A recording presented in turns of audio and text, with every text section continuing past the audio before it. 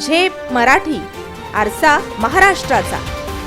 धुळे जिल्ह्यातील साक्री तालुक्यात तरुण व विवाहित तरुणीच्या निर्घृण हत्येने परिसरात खळबळ उडाली आहे. वर्धाने व उभण शिवारात या दोघांचे मृतदेह आढळून आले असून या प्रकरणी पोलिसांनी संशयित भोंदू योगेश उर्फ भैया बापू खैरनार याला ताब्यात घेतलंय. शिरपूरमध्ये कालच मुलाने आई वडिलांची हत्या केल्याची घटना ताजी असतानाच आज साक्रीतील या दुहेरी हत्याकांडाने जिल्हा हादरलाय. मृतांमध्ये जयश्री रजनीकांत काकुस्ते व अक्षय सोनवणे याचा समावेश आहे. घटनेची माहिती मिळताच पोलिसांनी तत्काळ तपास करत संशयित योगेश खैरनार याला ताब्यात घेतले. सुरुवातीला त्याने दिशाभूल करणारी माहिती देत जयश्रीला वाचवताना तरुणाचा मृत्यू झाला असा दावा केला. मात्र पुढील चौकशीत त्याने अक्षयचा मृतदेह उभण शिवारातील मठाजवळील टेकडीवर पुरल्याची कबुली दिली. त्यानुसार पोलिसांनी तेथून मृतदेह हस्तगत केला. प्राथमिक तपासात दोघांची हत्या एकाच ठिकाणी झाल्याचं समोर आलंय.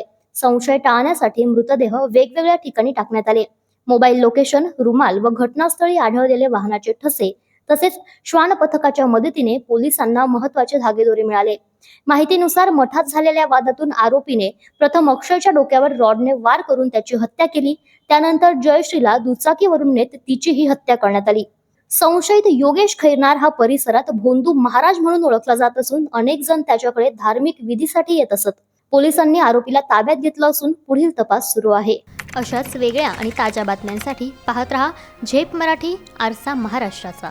संपादक प्राध्यापक अनिल चव्हाण, धुळे.